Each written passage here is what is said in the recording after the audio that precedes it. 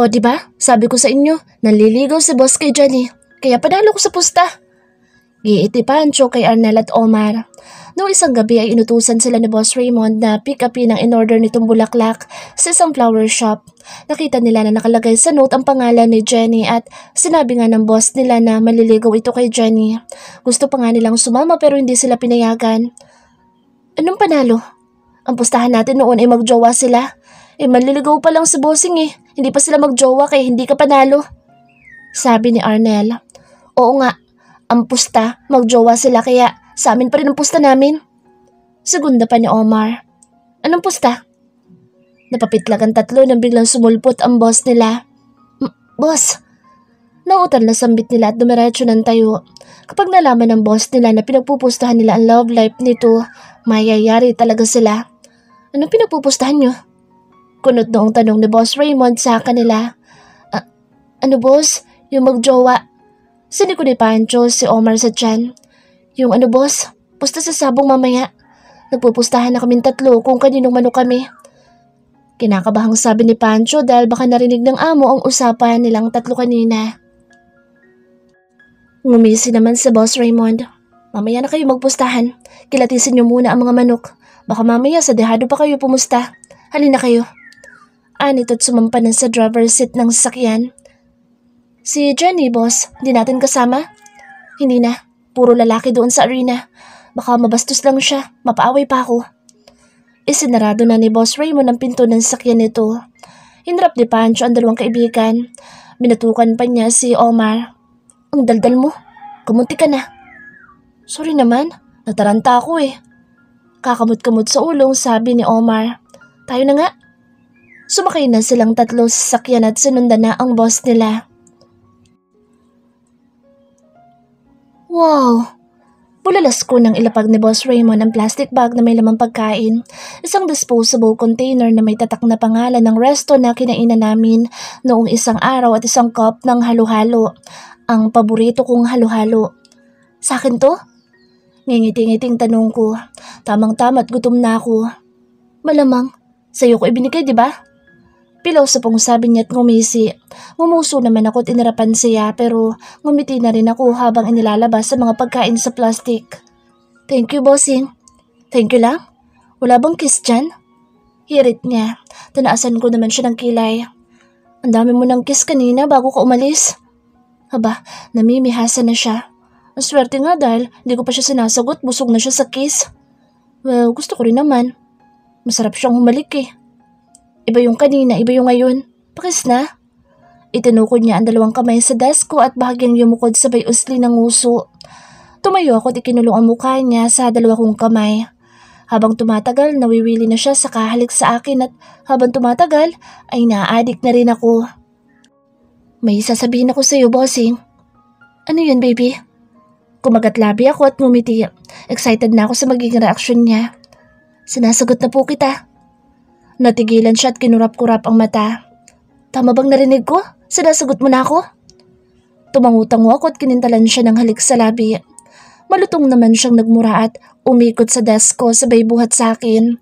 Natatawang kumapit ako sa batok niya. Inikot-ikot niya ako sa gitna ng opisina habang tumatawa. Panay naman ang hagik-hik ko. Tama na bossing, nahihilo na ako. Natatawang reklamo ko. Tumigil naman siya at tumitig sa akin. Nagliliwanag ang kislap ng mata niya. Masaya ang bukas ng kanyang muka. Tom, baby, pinasaya mo ako ngayong araw na ito.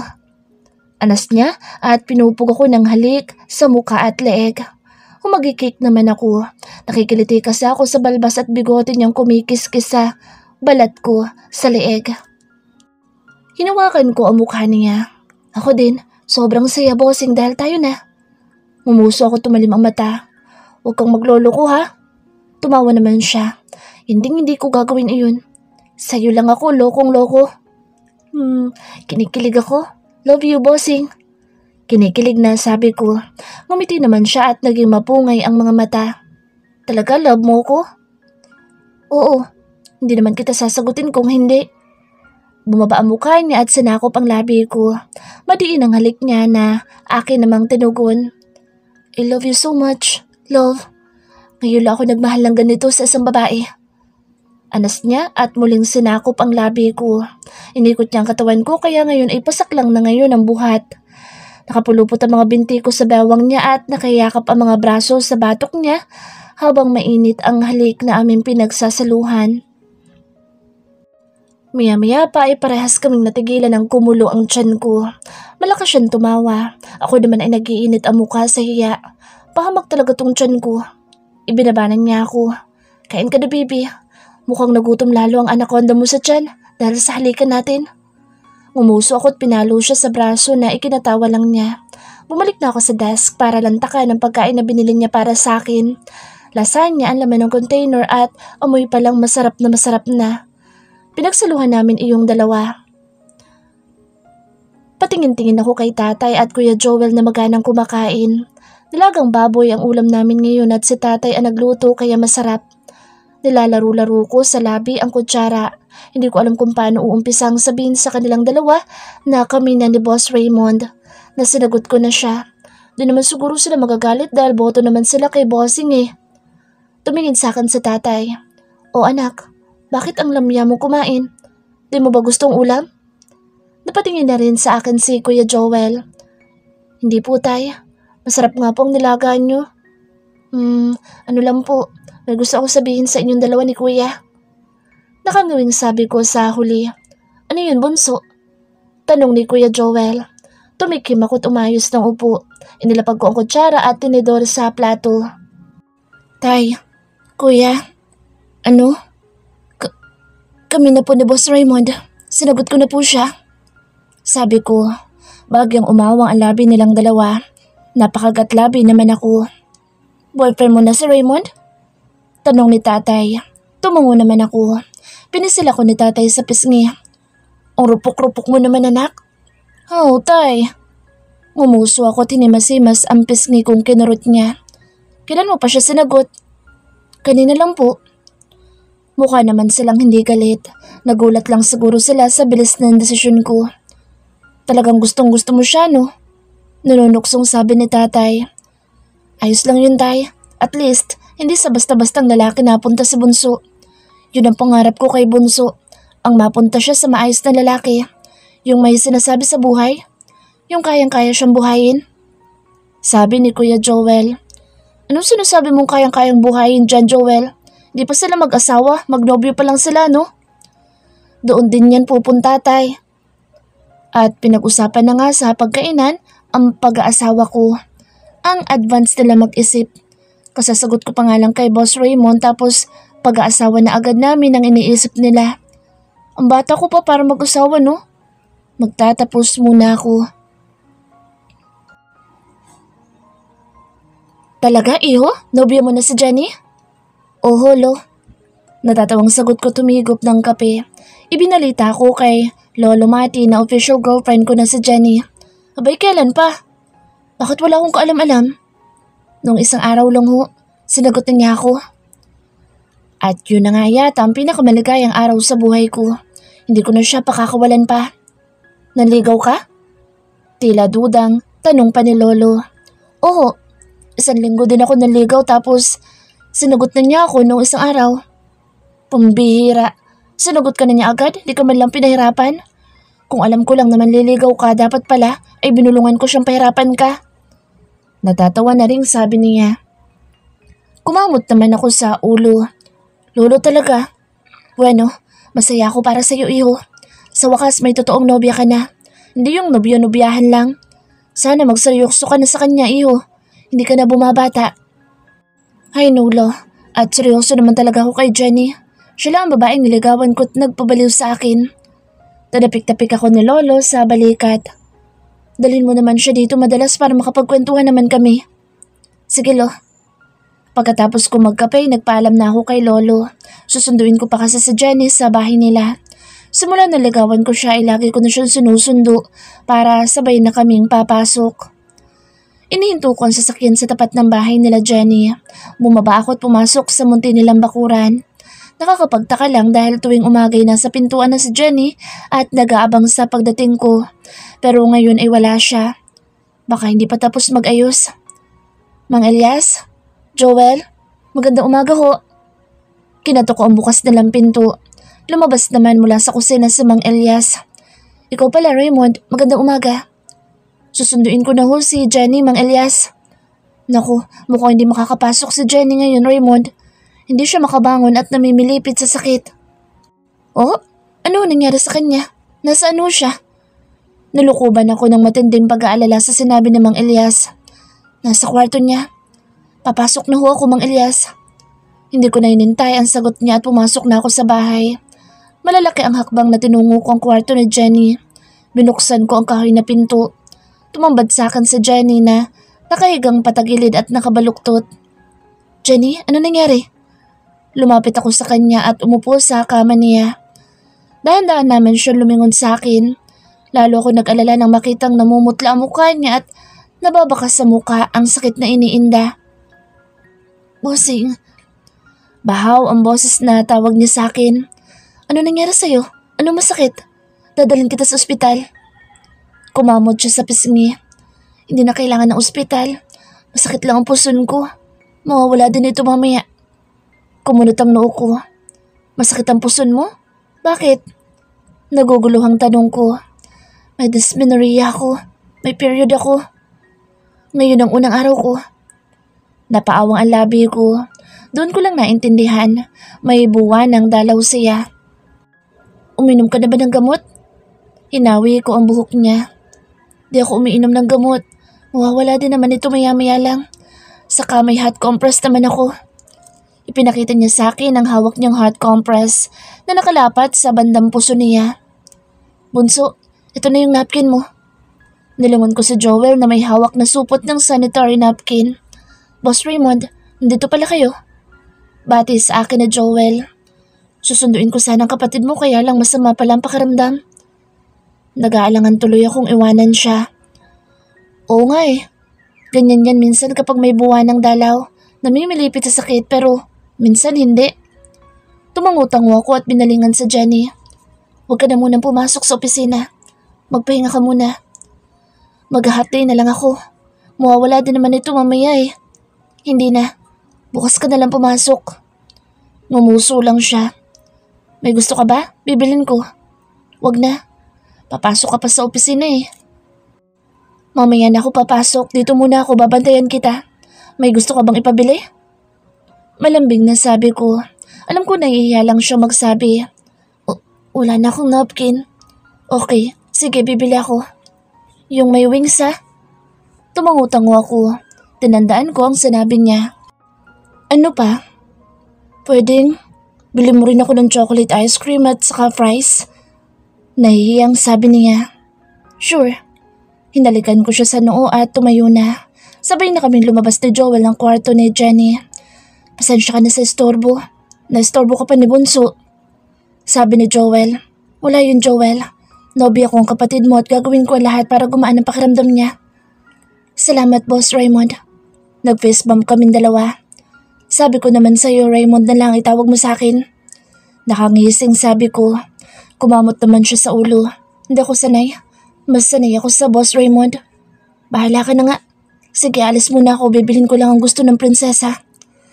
Natuwa silang dalawa ni Mang Elias. Nag-excuse na ako at lumabas ng bahay.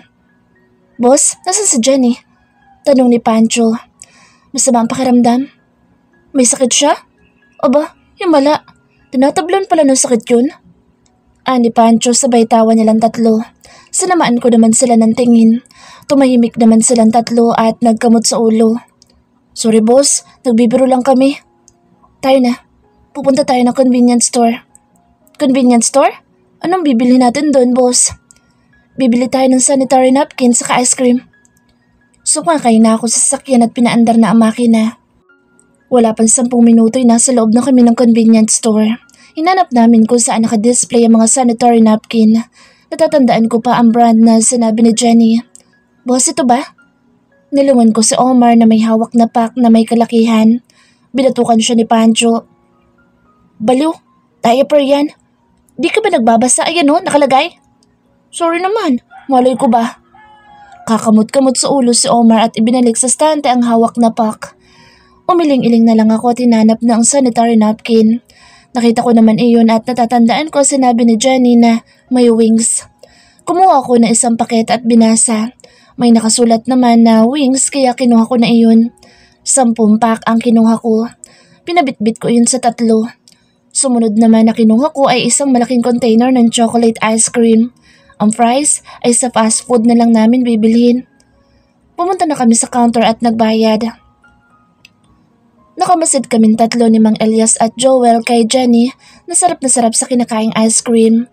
Napapangiwi pa kami kapag isinasawsaw niya ang fries sa ice cream at kakain. Sarap na sarap ang itsura niya. Kami naman ay nawiwerduhan. Nak, ano ba yung kinakain mo?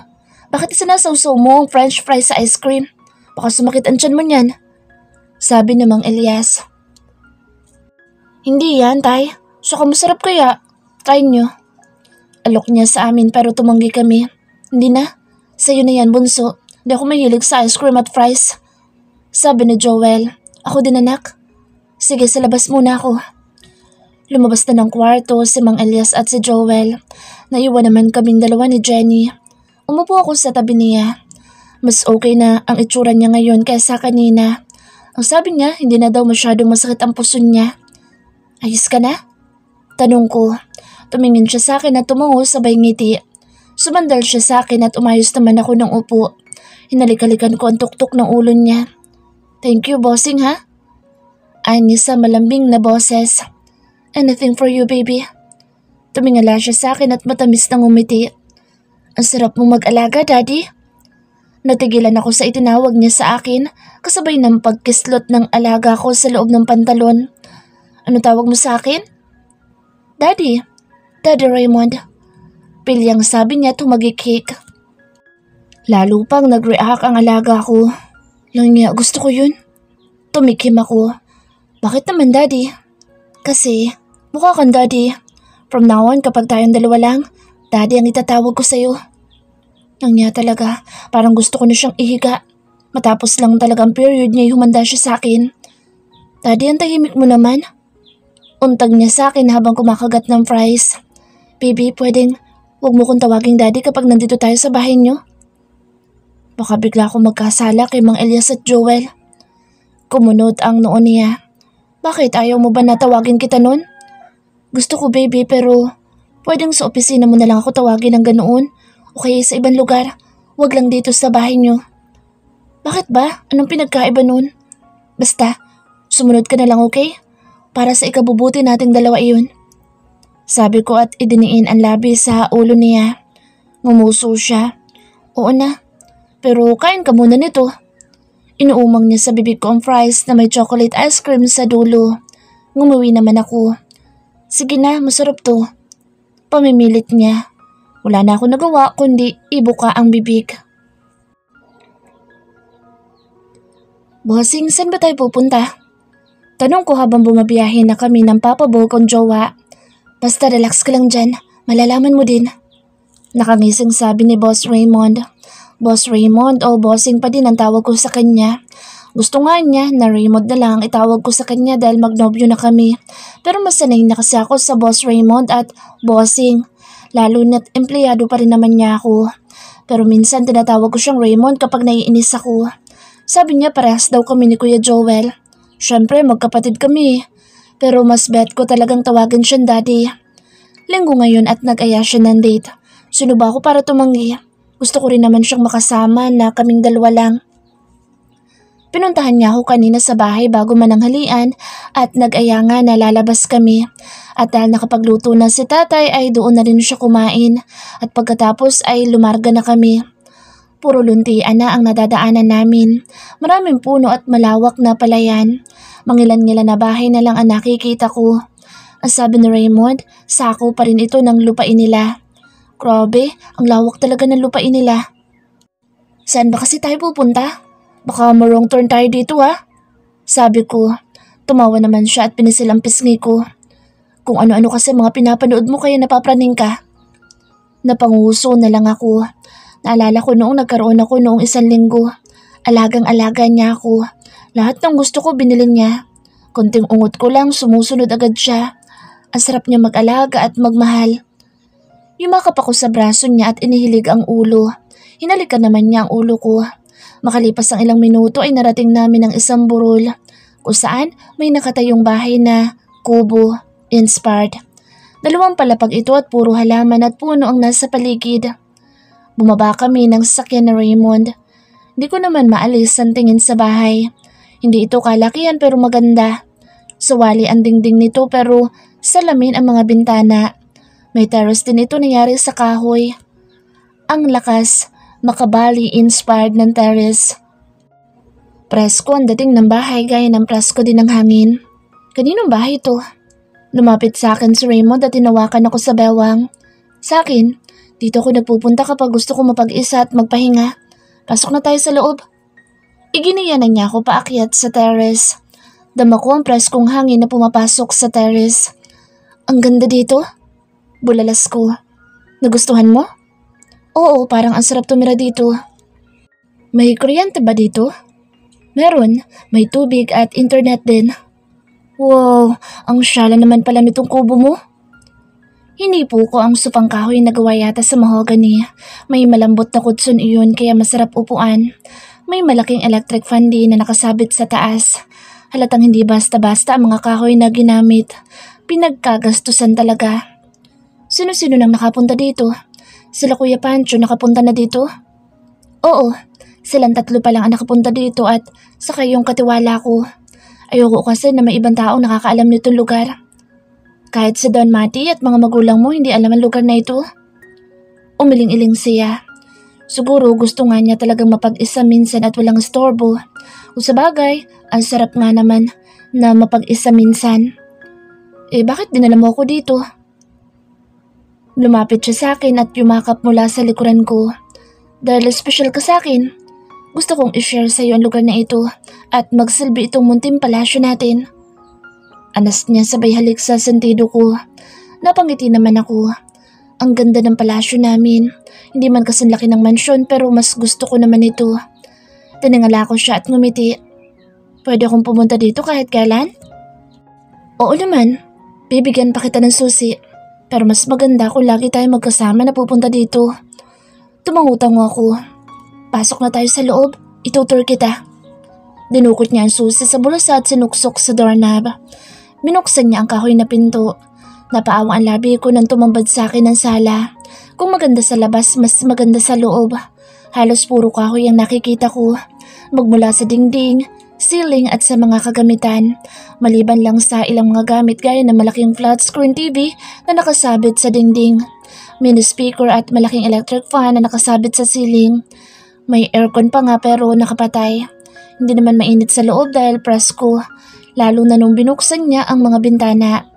Sunod naman niya akong itinuro sa kusina na katabi lang ng sala. Puro gawa din sa kahoy ang nakikita ko doon, maliban lang sa ref, lutuan at iba pa mga gamit. Umakyat naman kami sa hagdan na gawa din sa kahoy, papunta sa 2 palapag. Ang 2 palapag ay isang buong kwarto. May malaking kama sa gitna at may closet na gawa din sa kahoy. May malaking electric fan din sa ceiling. May 2 bintana sa magkabilang dingding na may manipis na puting kortina. Binuksan niya ang bintana at pumasok ang sariwang hangin. Lumapit ako sa bintana at pumikit. Humugot ako ng malalim na hininga at binuga. Ang sarap ng sariwang hangin. Idinilat ko ang mata. Bumungad sa akin ng lunti ang kapaligiran. Puro puno at malawak na damuhan ang nakikita ko. Sa malayo ay tanaw ko ang taniman ng palay. Wala na akong nakikitang kabahayan. Nasa dulo na ba ito na lupain niyo? Yes, baby. At tayong 2 lang nandito. At solong-solo natin ang lugar. Napatili ako nang bigla niya akong buhatin at ilapag sa malambot niyang kama. Itinukod ko ang 2 kamay sa dibdib ni Raymond nang dumagan siya sa akin. Malakas ang kabog ng dibdib ko sa kaba, pero may sumisibol ding pananabik sa dibdib ko. Hindi naman ako inosente sa kung ano ang pwedeng mangyari sa amin sa lugar na ito, lalo na't kaming 2 lang. Sabihin mo sa akin, bossing, may plano ka no? Kaya dinala mo ako dito. Akos ako sa kanya. Ngumisi naman siya, tinawakan ng kamay ko at dinala sa labi. Obvious ba? Ngumuso ako at sinamaan siya ng tingin. Anong pinaplano mo sa akin, ha? Kumagat labi siya at pilyong umiti. Paliligayahin ni Daddy, ang baby niya. Nag-init ang pisngi ko, pati katawan ko'y tila nag-iinit na rin. Hindi naman ako inosente para hindi alam kung anong ibig sabihin ng sinabi niya. Ibig mo sabihin, magtsutsuk-tsakan tayo? Kumunot ang noon niya. Anong tsuktsakan? Sex. Magsa-sex na tayo? Bagay siyang tumawa at pinisilang ilong ko. Isa yan sa mga nagustuhan ko sa'yo, yung pagiging straightforward mo. Ngumuso ako. So ano nga, magsa-sex na tayo? Saglit siyang di nagsalita at nakatitig lang sa akin ang mapupungay niyang mata. Hindi kita pipilitin baby kung ayaw mo.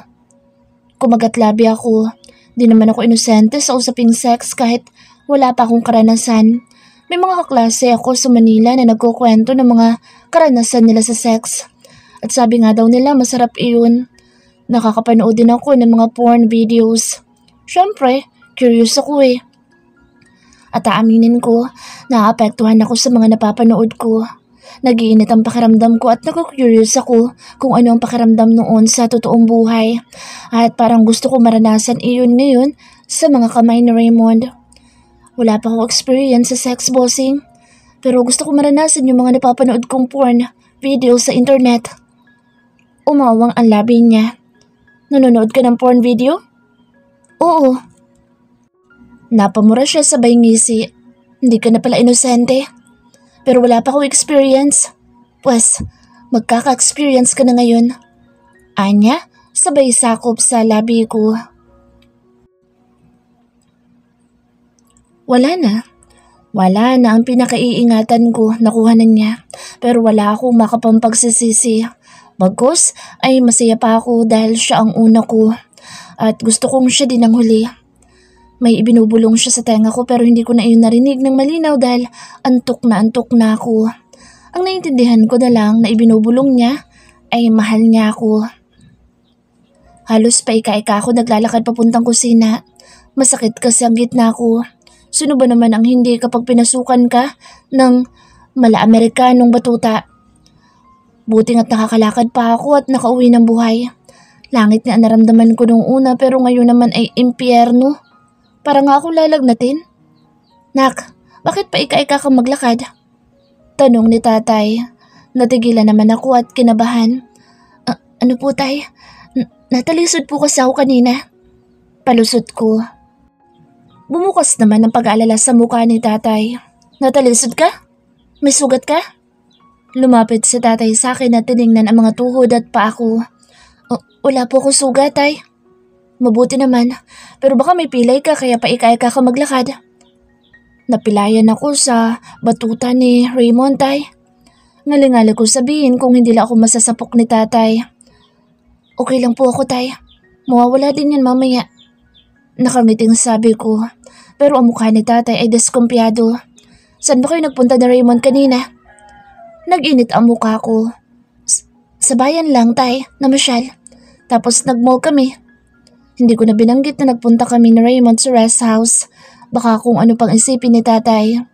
Tumangutango naman si tatay. Nag-excuse naman ako at pumasok ng kusina para uminom ng tubig. Magagabi na ako nang hinihatid kanina ni Raymond. Sa tuwing naalala ko ang ginawa namin kanina sa rest house niya, ay nag-iinit talaga ang mukha ko. Safe naman ako dahil sa labas ipinutok na Raymond. Pagkainom ko ng tubig ay bumalik na ako sa kwarto. Mas gusto kong humiga at matulog. Bukod sa masakit ang gitna ko, masakit din ang buong katawan ko at pagod na pagod pa rin ang pakiramdam ko. Ipinikit ko na ang mata. Bukas ay balik trabaho na naman ako. Pero pagdating ng umaga ay hindi ako makabangon at nilalagnat ako. Nak, umaga na, gising na. Narinig ko ang boses ni tatay sa may pinto at kumatok pa siya. Ungo lang ang sinagot ko. Nak, gising na, baka malate ka. Paparating na yun si Raymond. Ungol pa rin ang isinagot ko at namaluktot lalo sa loob ng kumot. Masakit pa rin ang buong katawan ko at para kong binugbog. Narinig kong bumukas ang pinto. Alam kong pumasok si tatay. Nakising na. Hinawakan ako ni tatay sa balikat at bahagyang niyugyug pero natigilan siya at hinipo ang leeg at noo ko. Jenny anak, ang init mo ah. May lagnat ka. Nag-aalalang sabi ni tatay. Tanging ungo lang ang isinagot ko. Uminom ka na ba ng gamot? Umiling-iling ako. Joel anak, pumarinig ka nga. Tawag ni tatay kay kuya. Bakit po tay? Dinig kong boses ni Kuya Joel. May lagnat ang kapatid mo. May lagnat si Jenny? Naramdaman ko lumapit si Kuya Joel at hinipo din ang leeg at noo ko. Ang init niya. Bulalas ni kuya. Kaya nga, kumuha ka ng gamot doon, sa garapon, sa katubig. Maganda ka rin ang basang bimpo. Utos ni tatay kay Kuya Joel. Opo tay. Si tatay naman ay inayos ang kumot ko. Ano bang nararamdaman mo anak? Tanong ni tatay. Masakit ang buong katawan ko tay. Bahaw ang boses na sabi ko. Baka nasobrahan ka sa trabaho. Kailangan mo na magpahinga. Hindi na ako sumagot. Siyempre yun ang iisipin ni tatay. Maya-maya bumalik na si Kuya Joel at may dalang gamot at tubig. Agad yung ipinainom sa akin ni tatay. Inalok pa nila ako ng pagkain pero tumanggi ako. Wala akong ganang kumain at ang gusto ko lang ay matulog. Sige na anak, matulog ka na. Ako nang bahala kay Raymond pagdating. Sabi ni tatay at nilagay sa ulo ko ang basang bimpo. Wala pang minuto ay nakatulog na ako. Nalimpungatan ako sa masusuyong haplos sa pisngit buho ko. Dahan-dahan ako dumilat ng mata. Bumungad sa akin ang mukha na Raymond na nakabukas ang pag-aalala. Ngumiti ako sa kanya. Kamusta ang pakiramdam mo? Balambing na tanong niya. Pinakaramdaman ko naman ang sarili. Medyo okay na ang pakiramdam ko kaysa kanina. Hindi na ako nalalamig. Nakatulong ang gamot na pinainom ni tatay kanina. Pero masakit pa rin ang katawan ko at kasalanan iyong lahat ng lalaking ito. Ngumuso ako. Masakit ang buong katawan ko. Pati na ito. Sabay turo, sa gitna ko. Kasalanan mo to. Paninisi ko sa kanya. Kumamot naman siya sa ulo. Halatang guilty. I'm sorry baby kung nagkasakit ka. Kung alam ko lang hindi na sana. Ayos lang. Ginusto ko rin naman. Putol ko sa sasabihin niya. Hinawakan ko ang malaking kamay niya. Ngumiti naman siya at yumuko sabay halik sa noo at ilong ko.